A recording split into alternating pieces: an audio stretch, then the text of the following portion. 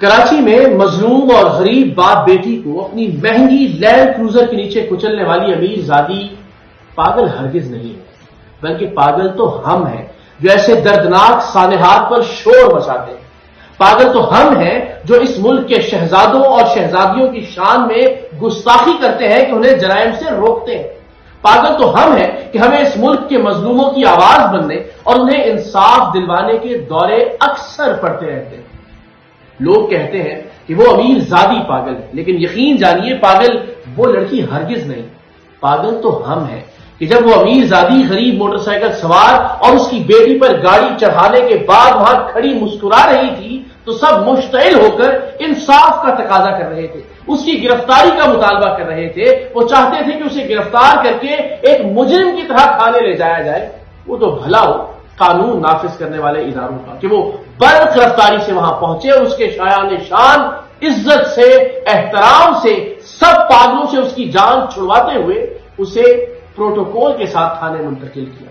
پاگل وہ لڑکی ہرگز نہیں، پاگل تو ہم ہیں کہ حادثے کے بعد اس کی حالت دیکھ کر ہمیں یہ لگا تھا کہ وہ کسی نشے میں ہے۔ ہماری ناقص عقل میں یہ بات تک نہیں آئی کہ یہ کچھ اور نہیں، دولت کا نشہ تھا۔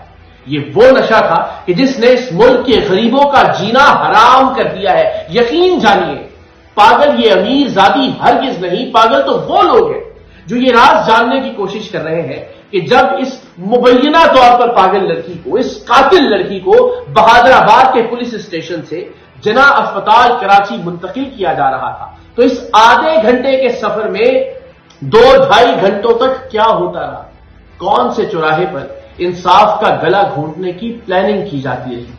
لوگ کہتے ہیں کہ پاگل یہ امیر زادی ہے، لیکن پاگل تو وہ لوگ ہیں جنہیں اس کہانی کی سمجھ نہیں آئی کہ عدالت میں لڑکی کی پیشی سے پہلے ہی فیملی کی جانب سے ایک لیٹر پیش کر دیا گیا کہ ڈاکٹر یہ کہتے ہیں کہ وہ اس کنڈیشن میں ہی نہیں کہ وہ کوئی بات کر سکے۔ پاگل تو پولیس کے وہ تفتیشی افسران ہیں جو یہ واویلا مچا رہے ہیں کہ اس کے پاس پاکستان کا ڈرائیونگ لائسنس ہے ہی نہیں۔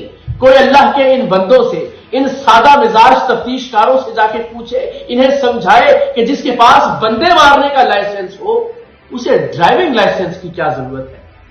پاگل وہ لڑکی ہرگز نہیں، پاگل تو وہ لوگ ہیں کہ جو اس چیز پر مغزباری کر رہے ہیں کہ ایک نفسیاتی مریضہ کو برطانیہ جیسے ملک کا ڈرائیونگ لائسنس کیسے جاری کر دیا گیا۔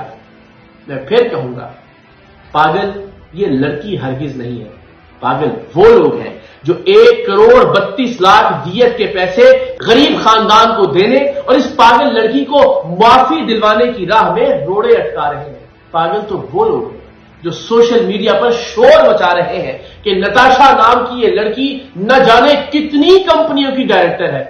بھلا ایک ذہنی مریضہ، ایک پاگل، ایک نفسیاتی بیماری کا شکار خاتون اتنی بھاری ذمہ داریاں کس طرح سے نبھا سکتی ہے؟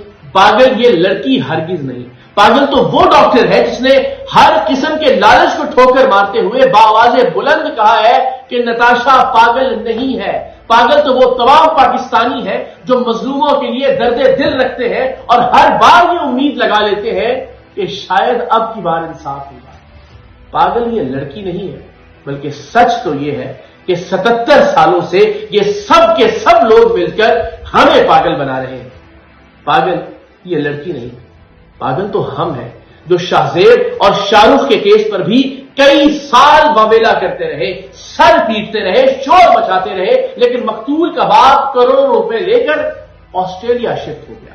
پاگل تو ہم ہیں کہ ہم نے رینجرز کے ہاتھوں مارے جانے والے سرفراز شاہ کے لیے بھی بہت آواز بلند کی، لیکن 24 گھنٹے میں لین دین اور معافی تلافی سب کچھ ہو گیا۔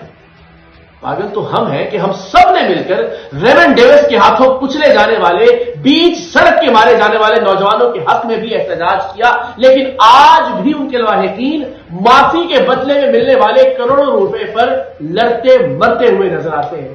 پاگل تو آپ اور میں ہیں۔ بلوچستان کے مجید اچکزئی نے دن دہاڑے ٹریفک کانسٹیبل کو کچل دیا، لیکن اس کا کوئی کچھ نہیں بگاڑ سکا۔ کراچی میں بھی باپ بیٹی کو کچلنے والی محترمہ اور ان کا خاندان آپ کی اور میری سوچ سے کہیں زیادہ طاقتور، کہیں زیادہ با اثر اور کہیں زیادہ امیر ہے۔ اور دوسری جانب پاپڑ بیچ کر اپنی بیٹی کو پڑھانے والے کا خاندان ہے، سو اس خاتون کو کبھی اگر 1 منٹ کی سزا بھی ہو جائے تو میرا سر تن سے جدا کر دیجیے گا، کیونکہ قانون اس طرح کے لوگوں کے گھر کی لانڈی ہوا کرتی ہے اور انصاف ان کے گھروں کے باہر کھڑا دربان۔ زندہ باد پاکستان۔